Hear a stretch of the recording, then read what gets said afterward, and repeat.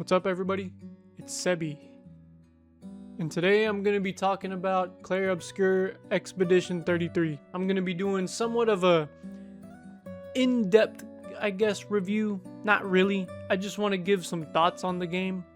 Kind of similar to how I did my Oblivion remake review, but this one's going to be a lot shorter, I guess, because there's just so much in this game, and I don't want to give too much away. And reason being because I really think people need to play this game for themselves, and I don't think this game should be slept on. It is a turn-based game, and I think that's why some people may sleep on it, because turn-based is definitely very niche, but this game does turn-based in a way that no other game has ever done turn-based. Aside from that, I have to mention that this video will contain spoilers. I just really quickly want to make this video because I need to talk about this game. I don't know how long this video is going to be. I said I want to keep it short, but we'll see how that turns out. I have some bullet points I want to talk about, so sorry if this video is kind of all over the place and I'm going back and forth between different topics and whatnot. So yeah, I just want to get into it. So Clair Obscur Expedition 33 review. Here we go. So to start this review off, we got to talk about the turn-based mechanics. Yes, it's a turn-based game, but not in the way you might think. A lot of the other turn-based games you may have seen or played yourself, most of them included RNG aspects where you would plan out your attacks and you would just have to hope that RNG was good enough for you to hit your attack and hope that it would hit for a high amount of damage. But in this game, the turn-based mechanics are very, very different. They are taken to a whole different level. It's much more interactive because there are basically quick time events as far as playing offense goes. And then there's dodging and parrying when you're playing defense. So it's much more engaging, and I think that's why I feel like people shouldn't sleep on this turn-based game, because it is so much more interactive and you don't have to just sit back and wait for everything to happen. This game actually does take some skill. I just wanted to get that out the way first because, like I said, I know turn-based turns a lot of people off, and I want to make it very clear that yes, this is turn-based, but it is very, very interactive and it is very engaging. It is super fun. I've never played a turn-based game like this, and one of my favorite games of all time, actually my favorite game of all time, is a turn-based game. Star Wars Knights of the Old Republic 1 and 2. Both turn-based games, but they're your traditional turn-based where it's, you know, dice roll mechanics, RNG. Yeah, Expedition 33 is much more different and innovative. The leveling and the skill system is very, very rich and deep. There are so many builds you can do in this game. So many skills and so many, I guess, they have these things that are called pictos. And the best way I can describe them is they're like passive abilities. So pictos you can basically find around the world and collect, whether you find them in the open world or you collect them off of bosses you defeat, or even merchants that you run into and you can buy them from. But the pictos, basically you equip them to one of your characters. It basically gives that character a passive bonus, so it could be like 50% more crit damage, and if that character dies, they'll instantly come back to life, stuff like that. But here's the thing.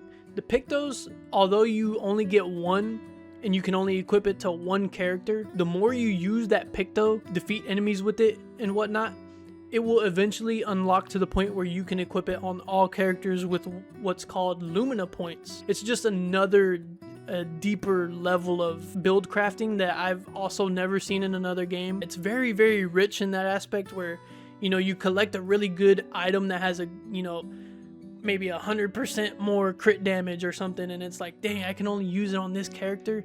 But if you use it on that character enough, it'll unlock it for all your other characters. So I think that's something that's just really nice, and it feels really good. It's a really nice quality of life thing. And each character is very unique. They have their own skills, obviously, and their own weapons and all that good stuff. So that's basically the bread and butter of the game. That's the gameplay and the mechanics. Is turn-based parrying, dodging, quick time events when you're doing your attacks and whatnot. So what about the world? What about the theme? How's the exploration? What is it like? The world is pretty big and there's a lot to explore, but there's not really much more to it than that. I can't really give you too much detail on how the exploration is. You just have to get in there and see for yourself. It's nothing super crazy or different. It's just a more simplified open world, I guess, is the best way to put it. But now, what I really wanted to talk about, aside from like the turn-based stuff and just how much different it is, I really have to talk about this story and the cast.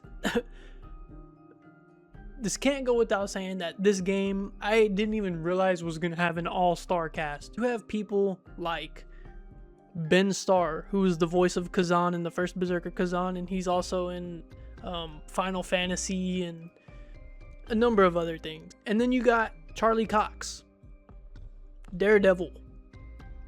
Yes, you heard me correctly. And then just the cherry on top, you get Andy Serkis. If you don't know who Andy Serkis is, just look him up. And that's all I'll say. All-star cast. And then you got Jennifer English, Kirsty Ryder, Shala Nix, and a number of other people, just to name a few. This cast did really well.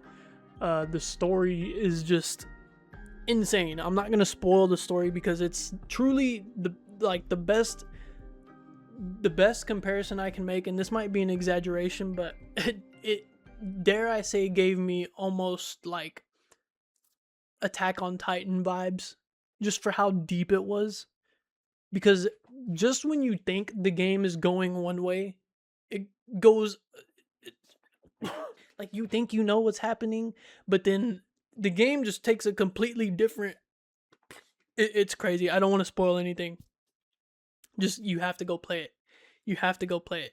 It's actually insane. And then not to mention, like, aside from the story and whatnot, the characters are really complex. They have complex relationships.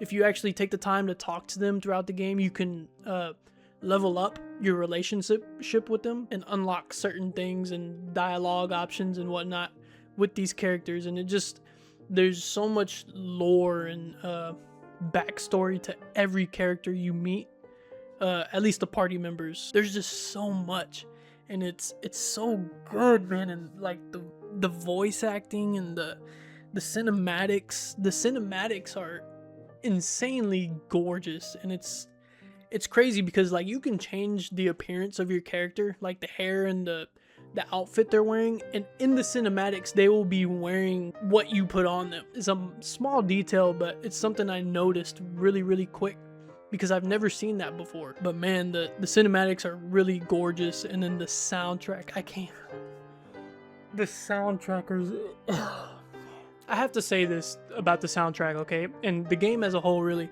And this kind of goes with the theme and the story and all that. This is a French game, okay? So the art style at first I just wasn't really, it didn't really grab me at first because I'm not very used to it. I'm not familiar with the French art style and just the aesthetic, I guess. So at first I was kind of just like, I don't know if I'm a fan of this theme, but I'm gonna give the game a chance, because it does, the intro to the game, you'll be hooked in the first 30 minutes, by the way. So that was a saving grace for me, but the theme grew on me. I really didn't even care, and I honestly started to see how gorgeous it really is. I started to grow an appreciation for it because it's just very different than anything I've seen. This game is literally a work of art. Like, literally a work of art. Literally. So I can't say enough about that. And the soundtrack it just goes with it. It's very like opera, and just it's so good. The soundtrack is so good.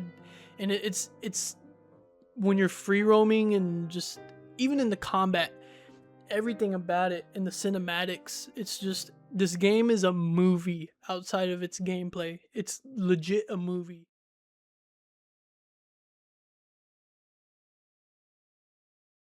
So, closing thoughts. One thing I have to talk about before I end this video is apparently there's conversation about how this game shouldn't win Game of the Year, and Game of the Year should go to a game like Arc Raiders, or some people may think it should go to another game like maybe Hollow Knight Silksong. I've never played Arc Raiders, and I understand it's probably a great game from what I hear about it, but I don't see how you can play a game like this, experience a game like this, and see the critical acclaim that it's getting. This game is revolutionary. How for it to not win Game of the Year would be robbery at its finest. There's no reason this game shouldn't win Game of the Year. This game deserves Game of the Year tenfold. It's the best game since Elden Ring. I think the conversation is just kind of ridiculous surrounding, as far as the Game of the Year goes. I think it's clearly Expedition 33. Arc Raiders hasn't even been out long enough, in my opinion, to even compete for Game of the Year. And just the fact that this is Sandfall Interactive's first game, and they're a studio of like 30 or so people. Yeah, just give it Game of the Year already. Like, the standard that they have set for themselves at Sandfall. I mean, some people might be thinking, how do you top this? How do you top Expedition 33, especially if it wins Game of the Year? And I don't think you really need to. And if anything, I think they can literally make this same game just with a different coat of paint. Make another original IP, maybe even make a sequel if you want. I just hope it doesn't get milked in the same way that, Souls-like games kind of did after Elden Ring, because after Elden Ring, everybody wanted to start making Souls-like games. Now it's like getting really saturated. So hopefully that doesn't happen with this, genre, turn-based.